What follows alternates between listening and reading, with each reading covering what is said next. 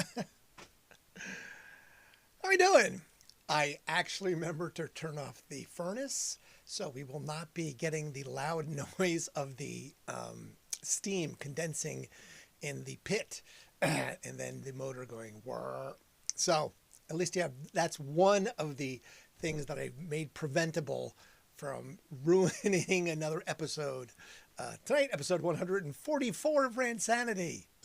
I just a long day at the office dealing with the auction guys, which no one is immune to this. They had brought a trailer. It was a crappy little trailer, like a 5 by 7 foot kind of thing for putting stuff on. And when we got there today, it was gone. Lock was cut, laying on the ground. I was like, "Did you take your trailer?" He's like, "Nope. Stolen." I'm like, well, no one's immune. Apparently, if it's at the radio station, it's going to get stolen. Locked up or not. So, there you have it. So, yeah, that auction's going to happen. It's happening now. It'll be done at the end of next week, Halloween Eve, the 30th, I believe it's done. So, a week from tomorrow. So I put more crap up there. They put more pictures up there. The bar top, like 11 guitars. All the autographed guitars are in the big room. Were from all the side A and side B of the radio station's history. So yeah, I don't know where to put this stuff. I already filled up 2 storage units with crap, and I'm like, I don't know what to do with it. Now I'm like, I have to move that stuff because the one storage unit I can't afford to pay for, and I'm like. And if you've noticed, it's not like I have enough room to put here. I've got crap everywhere. So my loss is your gain. One man's One man's trash is another man's treasure. So it's my trash, your treasure. There you go. How's everyone doing? Is everyone doing okay? It's just crazy. I'm just every time I look at, I can't even wish you happy birthday on Facebook because I can't scroll that far. I'm so sorry if I've ignored you and you don't see me on social media. It's just so much. It is just so much. It's just this endless stream of stuff. I don't know how people read it every day anymore. I can't. It's just depressing. There's too much. The world is just insane. So I'm trying my best just to not be insane, be grateful for the 30 plus years at the radio station and for having all you lovely people here, and just, just keep going, just keep pressing forward. That's all we can do, right? And, get some hand lotion because my hands are destroyed. Anyway, let's talk about music history. Let's talk about stuff that happened on this day, the 22nd of October throughout the ages. Now remember, I'm going to jump from decade to decade. I have no rhyme or reason, and maybe I made some of the stuff up. I don't know. I definitely edited some of it for time's sake because I'm just like, this is too long. Or I don't really care about the other half of this. I just put this part, like, yeah, you know what? Nope, then we're not going to do the rest. So we'll start with the 1964 EMI record label rejected a band tape. The band was High Numbers. They came and auditioned and gave them a tape and gave them High Numbers, and EMI rejected them and said, "Nah, we're not interested." Well, that band then became The Who. They changed their name. They were no longer High Numbers. They became The Who. Oops. Hey, you just never know what opportunity sounds like. I always tell people, opportunity does not sound like bang, bang, bang. That's the police at 3 a.m. on your door finding weed in your hotel room, apparently. Seems all the rock stars seem to get busted doing that. The opportunity is more like very quiet, ASMR quiet. So that's when you have to listen for those opportunities.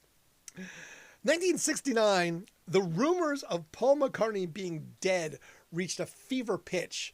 This was recently after the release of Abbey Road and Paul McCartney being barefoot, the whole all white as the priest and all black as the funeral director, and working man George Harrison as the grave digger, and Paul McCartney as the So all this reached a fever pitch. And on this day, Paul McCartney is not dead, according to Paul McCartney, who denied the greatly exaggerated rumors of his death after coming out of a seclusion vacation. Apparently, it was started by a DJ at like the University of Michigan in Michigan. Supposedly, that's where it all started. I don't know. I didn't pay attention. I wasn't really around doing that at that age in 1969. But yeah, so Paul McCartney still not dead. To this day, still not dead. Paul still hanging in there. He's outlived, what? Two of the four Beatles. So it's just him and Ringo at this point. So keep going, Paul. Sir Paul McCartney. Let's go. 15 years later, on this exact same day, the 22nd of October in 1984, Paul McCartney released Give My Regards to Broad Street soundtrack. So he's still doing his thing. Even though he's not dead 15 years later, he's releasing soundtracks saying, I'm not dead. See, look, I'm still here, still releasing music. Good old Paul McCartney. 1988, Elvis. No, it's not. He was dead. Elton John sells out Madison Square Garden in New York City for a record-breaking 26th time. That's a lot. Now, I know Billy Joel did a residency there for like 10 years. So that would be more than 26. But I don't know if he was sold out every single one. I don't know. I have to see, because that would be like, what, 10 years? If you did one a month, 12, 10, 120. That kicks the ass into 26. I'll have to look at that and see. I mean, I'll forget to. I'm just saying I'll have to look at it. 2012, Taylor Swift, Red. 2012, Kendrick Lamar releases his concept album and second studio album, Good Kid, and then MAAD City. I didn't know what that stood for, and I didn't bother to look it up. It was little M period A period A period D period. Mads. I don't know. It was a concept album, so there you go. It was a concept. Mad. AA. Maybe he was stopped drinking. Maybe that was what it was. I don't know. I didn't look. I'm just guessing. See, now I'm just making the shit up. This is just going. This, your guess is as good as mine. 1926. See, I jumped from 2012 to 1926. All right, so this is a little bit not music related, but I found it to be really interesting. 1926, boxer J. Gordon Whitehead sucker punches Harry Houdini in the stomach in his dressing room at the Princess Theater in Montreal with Colonel Mustard and a candlestick in the drawing room. Oh, I know. Anyway, this punch either started or helped cause his appendix rupture, which led to his death 9 days hence. So he was actually punched in the stomach, and that's what killed him. I thought it was what was the karate guy that supposedly had that happen? I don't know. Is that? I'll have to look now, because I did. I heard about Houdini, but yeah, he actually was punched in the stomach, and that's what did it. 1979, Walt Disney World welcomes their 100th millionth patron. It's a lot. 100 million people? It's a lot of people going through Disney World. Whoops. Sorry. Turn the page. I didn't bother to turn. I just flipped it over. 2013, Lego Marvel Superheroes is released video game in North America. It's Lego's best-selling video game. I have that video game, and I played it many, many times. Because, again, you could see maybe I like Legos. There's that possibility. I've got, Lego Death Star, Lego Beatles, Yellow Submarine, and I have an actual room filled with Lego. I'm not exaggerating. I kid you not. We call it the Lego room because it is literally filled with Legos. Hundreds, thousands, tens of thousands of pieces and dozens of sets. And I mean, Death Star is one of them, but there's so many other things. Anyway, so much so, I have an app for sorting Legos with the camera. So you can take a picture and it can tell you what it is. It's like the Lego movie. It tells you like, it's a 4-brick long and a 4x4 and a 6x4 and a 3x... Yeah, I'm serious. Sorry. 1964. See, we jumped. 2013, 1964. Sandy Shaw had her first #1 single. There's always someone there to remind me. And there's always someone there to remind me. Now, that was written by Burt Bacharach and was originally released by Dionne Warwick in 1963. Sandy made it go to #1 in 1964. And the duo, the duo Naked Eye re-released it and it became #8 with the same song 2 decades later in 1983. And that's the one you probably know. And there's always something there to remind me. Right. You've heard it. Because I played it. So we've had that song played. Always something to remind me. 1966, the Supremes became the first female group to have a #1 LP on the chart in London. And the US charts as well. With the Supremes A Go-Go, they knocked the album Revolver off of the top spot by the Beatles. So there you go, Supremes knocking off the Beatles. It's hard to do. This is what I found to be typical rock star behavior. In 1966, the Beach Boys' Good Vibrations made its debut on the U.S. single charts today on the 22nd, October 1966. It was written by Brian Wilson and Mike Love. Now, it took them 6 weeks to record this track. 6 weeks to record one track. And at 4 different Los Angeles, California studios. It also cost them over $16,000 for one song. The sound engineer said that the last take sounded exactly like the first take 6 weeks earlier. What are you going to do? I think that's perfect. Oh my God, that's the one right there. Perfect. Sounded exactly like the first take 6 weeks ago at the first studio for thousands of dollars less. The record would go on to reach #1 in December of 1966, but I just think it's funny that it takes that much effort to make one song, right? I mean, you look at the Beatles, they're like, we knocked the song in 3 takes one afternoon, and we went out partying with the Rolling Stones. Okay, good enough for government work, right? Speaking of taking a long time to record something, 1969, Led Zeppelin II on Atlantic Records in the UK is released. The album, which is produced by Jimmy Page, which was recorded over 6 months between 4 European and 3 American tours, peaked at #1 in both the UK and the US, selling over 12 million copies in the US alone, and the album remained on the UK chart for 138 weeks. It's not bad. I mean, you got to figure that's, a couple of years on the chart. Not bad, not bad.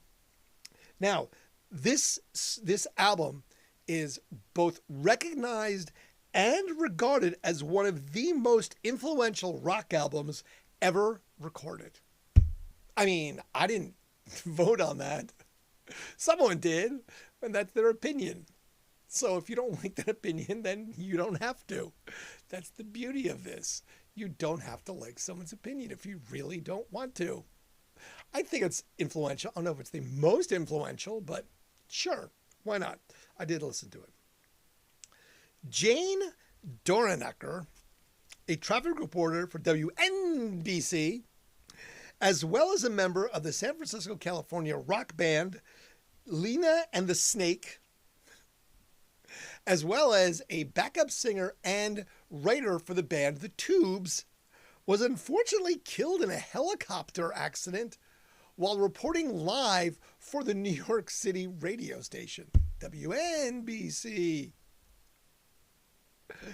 Wow, live. I mean, that's kind of crazy.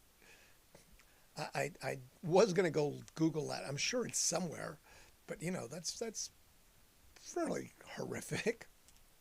Dying, you know, while actually reporting the news. I am now the news. 1988, Phil Collins started a 2-week run at number 1 on the U.S. charts with his version of Groovy Kind of Love, his sixth U.S. number 1. The song was also a hit for the Mindbenders, the group that backed Wayne Fontana in 1965. So, again, you didn't write this song. I'm still going back to that song yesterday that I was telling you about. That, seriously, it was not even a song.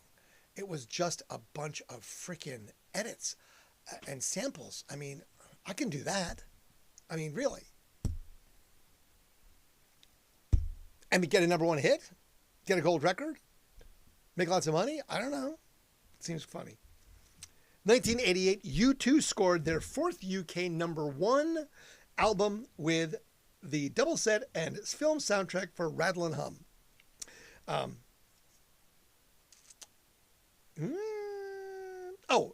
It also was their the single that came out of it was Desire. It was also number 1. The single, Desire. Can't remember. I had to get a different pen. My pen again died. I just write so much that I burn through these things. If you have a good pen suggestion that's super easy to write with, that like kind of flows so I can be like, you know, writing a ton, please suggest, because this one I got from the Greater Columbus Arts Council.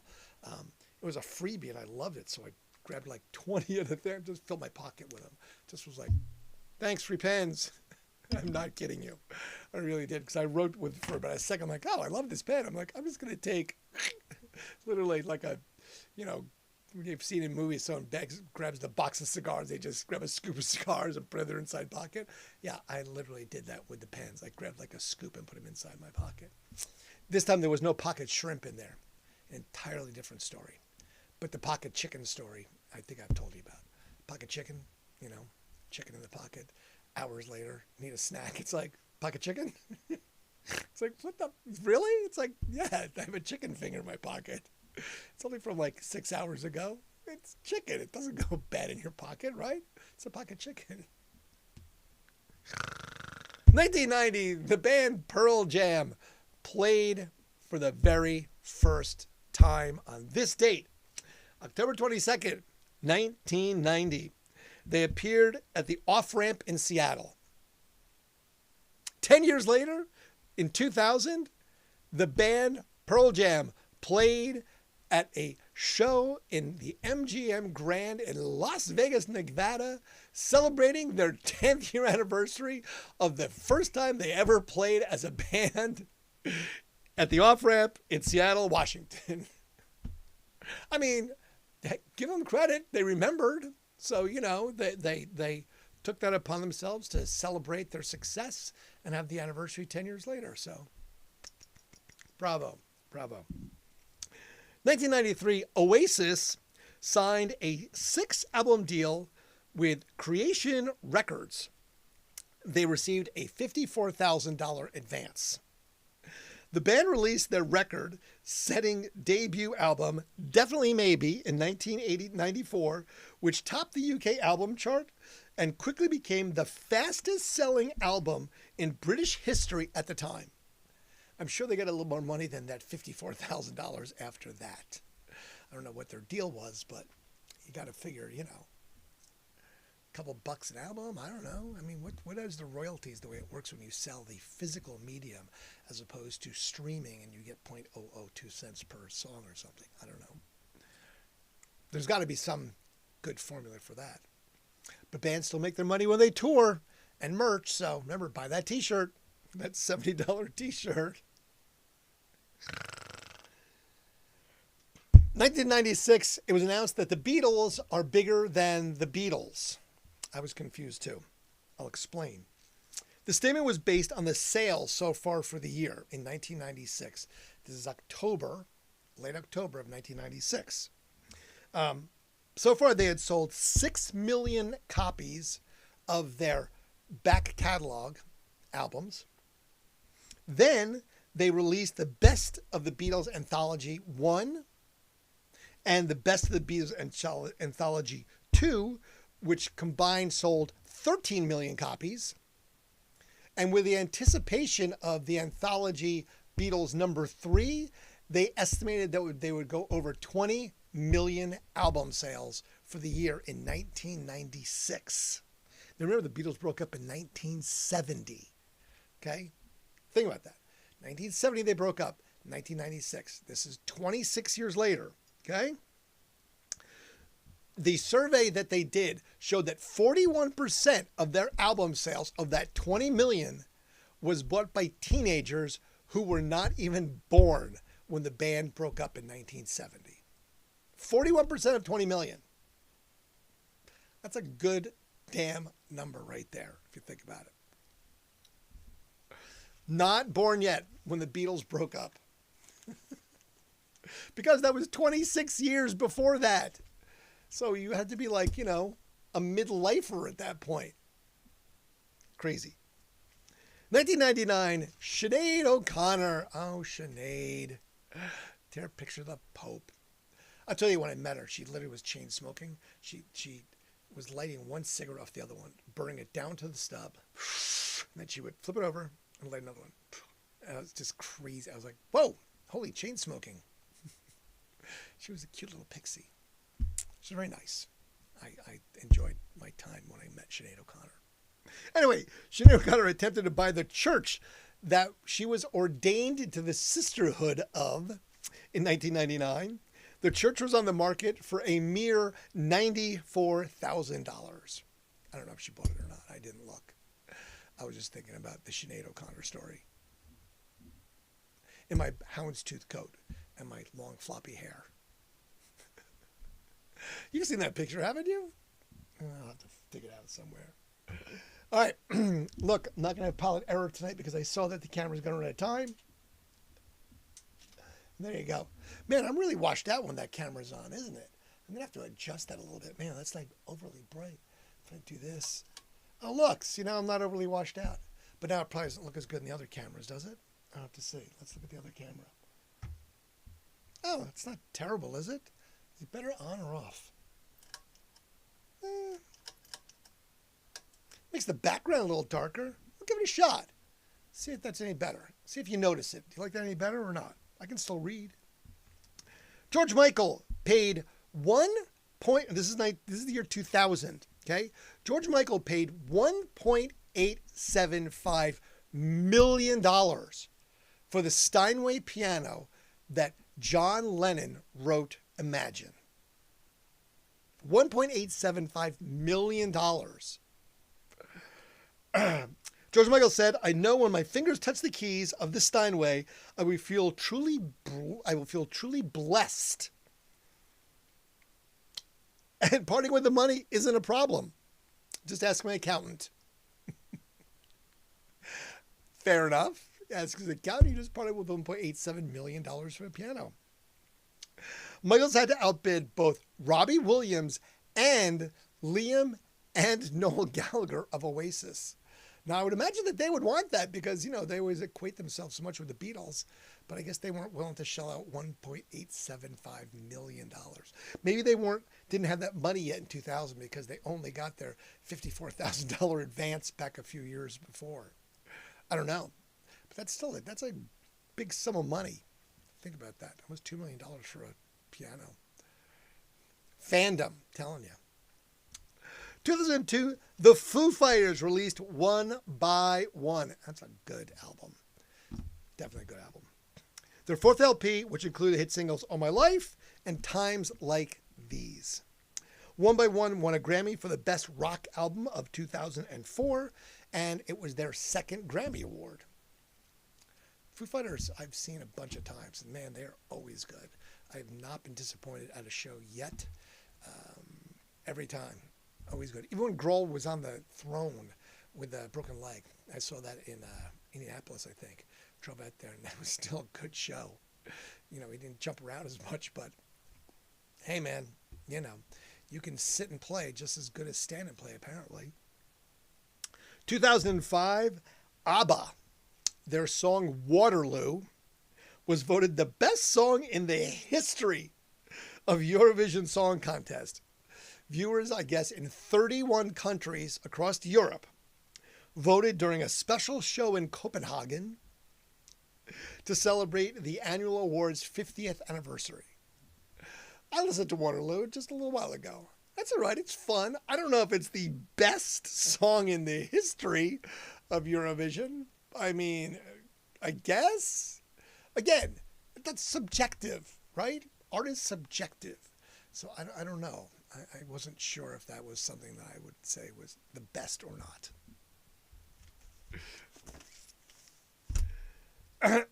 Oh, wait, I flipped it over again the wrong direction. See, but at least the camera didn't go to black and we didn't hear that loud burr thing. Okay? This is a weird one. In 2008, an unhoused man claimed a $2,500 reward for returning a waxwork head of ex-Beatle Paul McCartney. Now, it took me a minute to figure out what that was. So apparently this thing was left on a train, and Anthony Silva was the gentleman that found it. He found it in a trash can. And he said that he used it as a pillow for a while until he realized what it was. I guess the person that was going to auction, and the person that left it there was Joby Carter, the auctioneer. So forgot this thing on the train when it stopped and just left. So I guess this guy found it. He used it as a pillow and then realized what it was and somehow got it returned to someone. He got his reward of $2,500. The next week it was sold at auction for $7,500. So this, apparently it's a wax mold of someone's face. So it's an impression of, you're like a death mask. Paul being dead and all. This day, that rumor was kiboshed. But I guess that's what it was. So this guy used it as a pillow and found it in the trash can. I don't know. I was like, all of that just seems so bizarre. So it's a wax mask of Paul McCartney that someone forgets and a unhoused guy finds, turns it in for a reward, and it sells the next week for $7,500.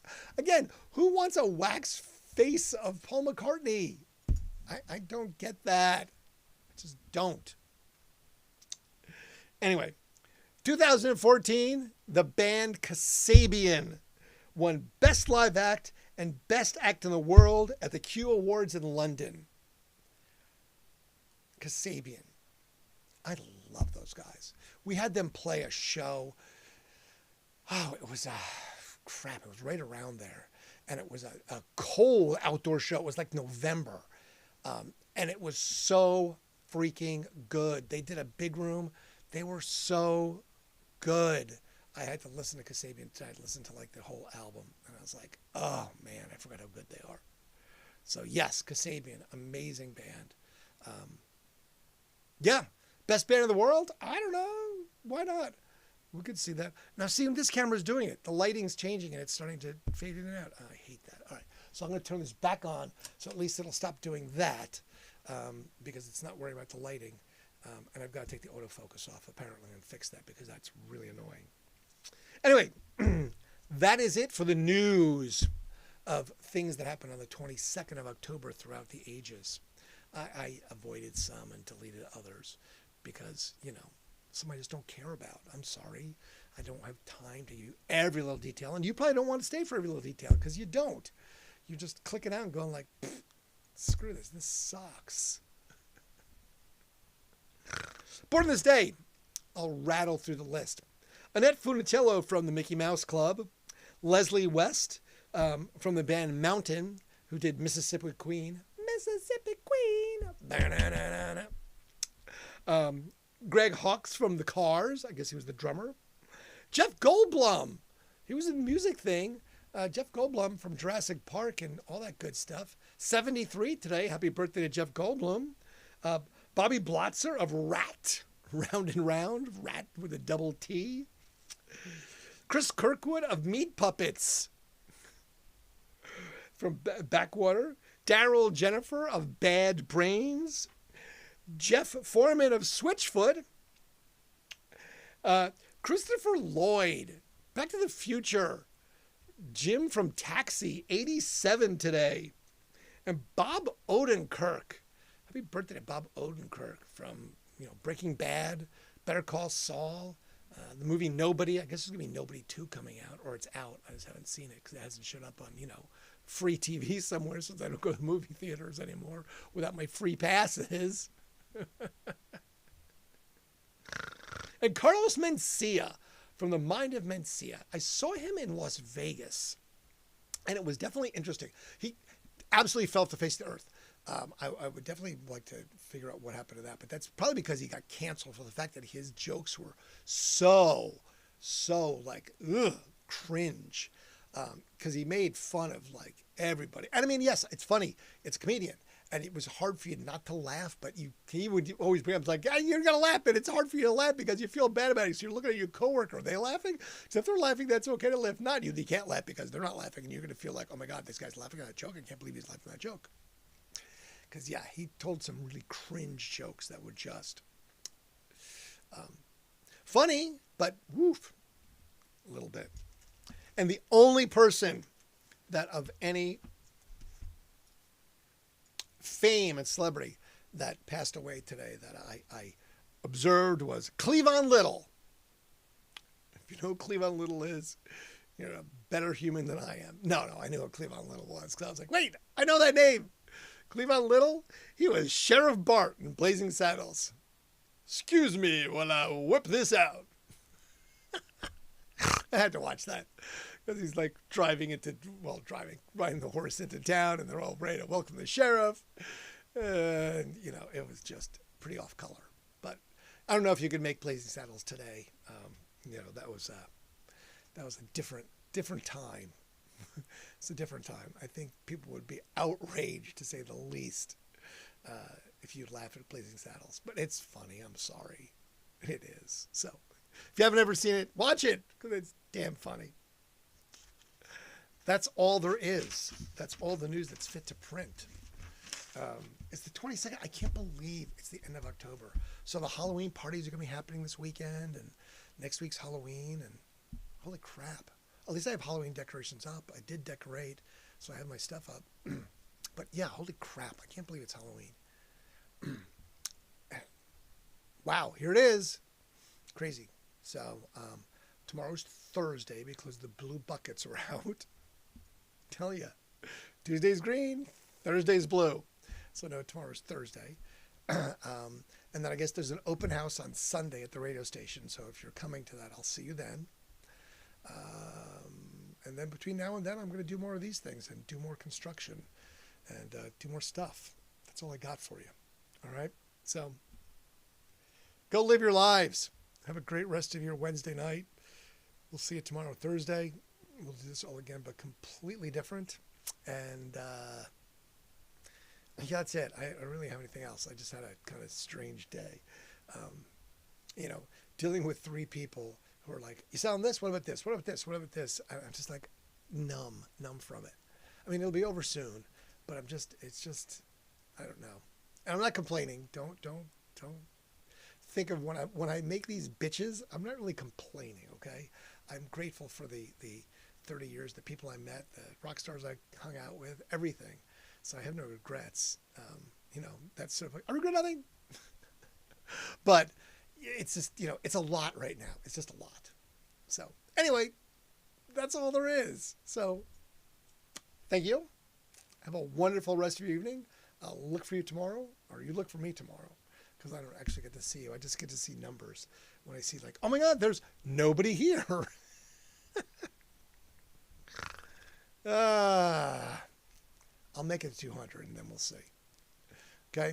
I will push through for another 60 days and get to 200. And then we'll see if I keep doing this.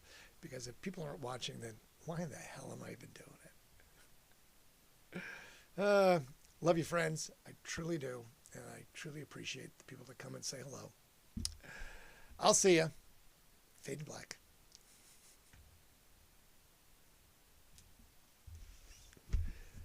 I see a red door and I want it painted black. No other colors.